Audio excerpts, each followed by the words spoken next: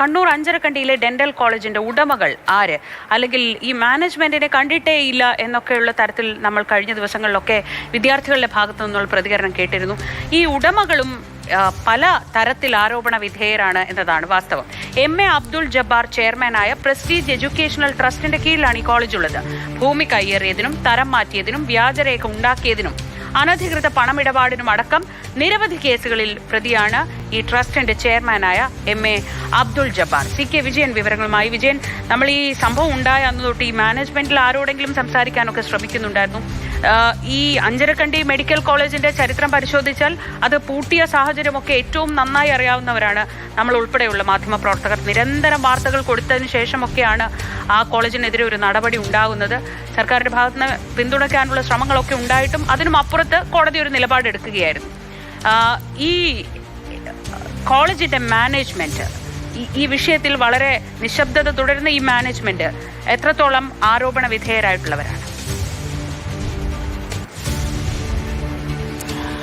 തീർച്ചയായും ഒരുപാട് കേസുകളിൽ പ്രതിയായ ജബ്ബാർ ഹാജി എന്ന AK അബ്ദുൾ ജബ്ബാർ അടങ്ങുന്ന ഒരു ട്രസ്റ്റാണ്, കൃത്യമായി പറഞ്ഞാൽ പ്രസ്റ്റീജ് എഡ്യൂക്കേഷണൽ ട്രസ്റ്റ് എന്നാണ് അതിൻ്റെ പേര്. ആ ട്രസ്റ്റിൻ്റെ കീഴിലുള്ള അനേകം സ്ഥാപനങ്ങളിൽ ഒന്ന് മാത്രമാണ് ഇപ്പോൾ ഡെന്റൽ കോളേജ്. നേരത്തെ അവർക്ക് മെഡിക്കൽ കോളേജ് ഉണ്ടായിരുന്നു, എഞ്ചിനീയറിംഗ് കോളേജ് ഉണ്ടായിരുന്നു, BBA ഇൻസ്റ്റിറ്റ്യൂട്ട് ഉണ്ടായിരുന്നു, ഫാർമസി കോളേജ് ഉണ്ടായിരുന്നു, നഴ്സിംഗ് കോളേജുകൾ ഉണ്ടായിരുന്നു, അങ്ങനെ പല പല കോളേജുകളും ഉണ്ടായിരുന്നു. ഒരു വലിയ എഡ്യൂക്കേഷണൽ സ്ഥാപനങ്ങളുടെ ശൃംഖല തന്നെ ഇദ്ദേഹത്തിൻ്റെ പേരിലുണ്ട്.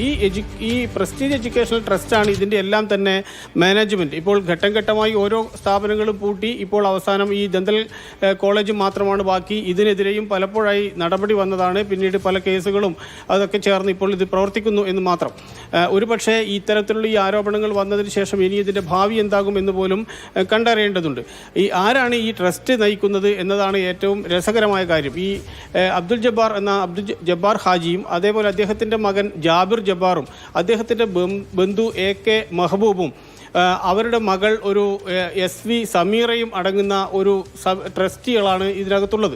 ഇത് നമ്മൾ നേരത്തെ ആറാൻ തമ്പുരാനിലെ കഥാപാത്രം പറയുന്നത് പോലെ അങ്ങനെ തോന്നിപ്പിക്കും. പ്രത്യക്ഷത്തിൽ എല്ലാം ഇവർ തന്നെ വീട്ടിലിരുന്ന് അല്ലെങ്കിൽ ഒരു ഫോൺ കോൾ കൊണ്ട് തീരുമാനമെടുക്കാവുന്ന രീതിയിലുള്ള ഒരു ട്രസ്റ്റാണ് ഇത്.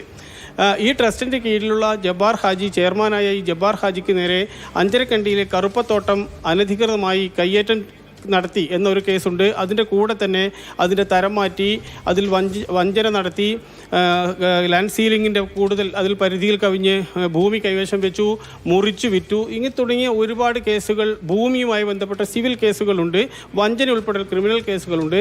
അതിന് പുറമെ ഈ കോഴ വാങ്ങി എന്ന് പറയുന്നതിലുള്ള കേസുണ്ട്. വിദേശ കറൻസി ഇടപാടുകളുമായി ബന്ധപ്പെട്ട് ഇന്ത്യയിലേക്ക് പ്രവേശിക്കുന്നത് പോലും വിലക്കിക്കൊണ്ടുള്ള മറ്റൊരു കേസുണ്ട്. ഇങ്ങനെ ഒരുപാട് കേസുകളൊക്കെ ഉള്ള ഒരു മാനേജ്മെൻറ്റാണ് ഈ പ്രസ്റ്റീജ് എഡ്യൂക്കേഷണൽ ട്രസ്റ്റ് എന്ന് പറയുന്നത്. അപ്പോൾ അവരുടെ എഞ്ചിനീയറിംഗ് കോളേജ് നേരത്തെ പൂട്ടി, മെഡിക്കൽ കോളേജുകൾ നേരത്തെ പൂട്ടി, BBA ഇൻസ്റ്റിറ്റ്യൂട്ട് പൂട്ടി, അവരുടെ ടൂറിസം ഡിപ്പാർട്ട്മെൻറ്റുമായി ബന്ധപ്പെട്ട അവരുടെ സ്ഥാപനങ്ങൾ പൂട്ടി, ഒരു സ്റ്റാർ ഹോട്ടൽ ഉണ്ടായിരുന്നു അത് പൂട്ടി. ഇതെല്ലാം തന്നെ ഇത്തരത്തിൽ അനധികൃതമായി അത് നിൽക്കുന്ന മണ്ണ് സർക്കാരിൻ്റെ മണ്ണാണ് യഥാർത്ഥത്തിൽ, അത് കയ്യേറിയതാണ് എന്നിടത്താണ് ഇതിൻ്റെ ഏറ്റവും പ്രധാനപ്പെട്ട കാര്യമുള്ളത്.